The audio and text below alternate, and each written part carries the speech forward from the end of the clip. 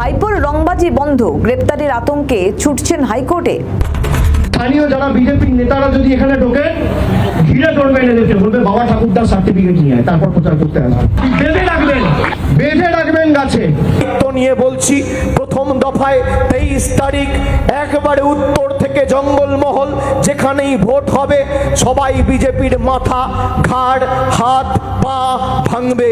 আর দ্বিতীয় দফায় পূর্ব বর্ধমান আর আমাদের দক্ষিণ 24 পরগনা, হাওড়া, হুগলি, কলকাতায় আমরা ঘাড় আর মেরুদণ্ডটা ভেঙে এদের ভোকাট্টা করে বলো হরি হরি বল, বহিরাগতদের খাটে তোল বলে বিদায় দেবো। 1 তারিখ 12টার পরে কোন জল্লাদের কত ক্ষমতা আর কার দিল্লির বাবা কাকে বাঁচাতে আসে আমি 4 তারিখ দেখব। আমাদের বাঙালিকে বলছে উল্টা করকে লটকা কে সিধা কর দেগা। কে বলছে? গুজরাটি গুন্ডা।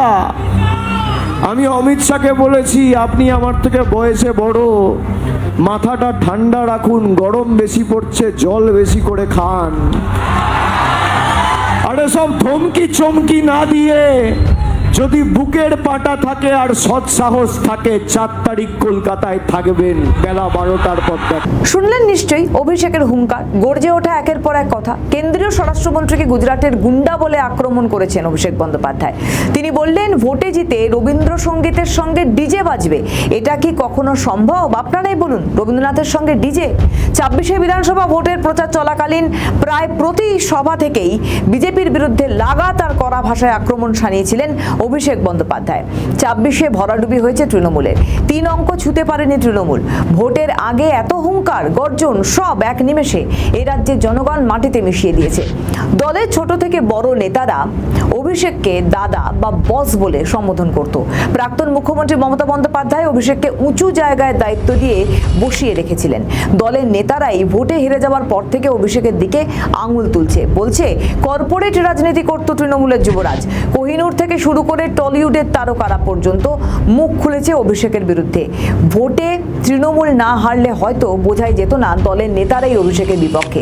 ভোটের প্রচারে হুমকির জেরে অভিষেক কার্যত বিপাকে। তখন বলে দিয়েছিলেন নিজের মতো করে একের পর এক বেলাগাম মন্তব্য। তখন হয়তো যুবরাজ ভাবতে পারেননি তৃণমূল হেরে যাবে। আর এবার রক্ষা কবচ চেয়ে কলকাতা হাইকোর্টের দ্বারস্থ হলেন তৃণমূলের সর্বভারতীয় সাধারণ সম্পাদক অভিষেক বন্দ্যোপাধ্যায়। রবিবার বিচারপতি সৌগত ভট্টাচার্যের বেঞ্চে রক্ষা কবচের আবেদন জানিয়েছেন তৃণমূল সাংসদ। তার পক্ষে আদালত আবেদন করেন আইনজীবী অর্ক কুমার নাথ। একথা বলতেই হয়, অভিষেকের সব রংবাজি এবার উধাও। গ্রেপ্তারির আশঙ্কায় নিজেই ছুটলেন হাইকোর্টে। অভিষেক বন্দ্যোপাধ্যায় তৃণমূল শিবিরের অভিযোগ, রাজনৈতিক উদ্দেশ্য প্রণোদিতভাবেই বিরোধীদের কণ্ঠরোধ করতে এই ধরনের মামলা করা হচ্ছে। বিজেপির পাল্টা বক্তব্য, আইনের পথে চলবে। ভোটে তৃণমূলের হারা, অভিষেকের বাড়ি প্রহরীহীন হয়ে যাওয়া, হাইকোর্টে যুবরাজের ছুটে যাওয়া, সবকিছুতেই একটা বিষয় স্পষ্ট, অভিষেক যথেষ্টই চাপে রয়েছে এবং ভয়ে রয়েছে। আমাদের ভিডিও ভালো লাগলে লাইক ও শেয়ার করুন, কমেন্ট সেকশনে আপনাদের মতামত জানান। আরও ভিডিও পেতে আমাদের চ্যানেলটিকে সাবস্ক্রাইব করুন এবং প্রতি মুহূর্তে খবরের আপডেট পেতে প্রেস করুন বেল আইকন।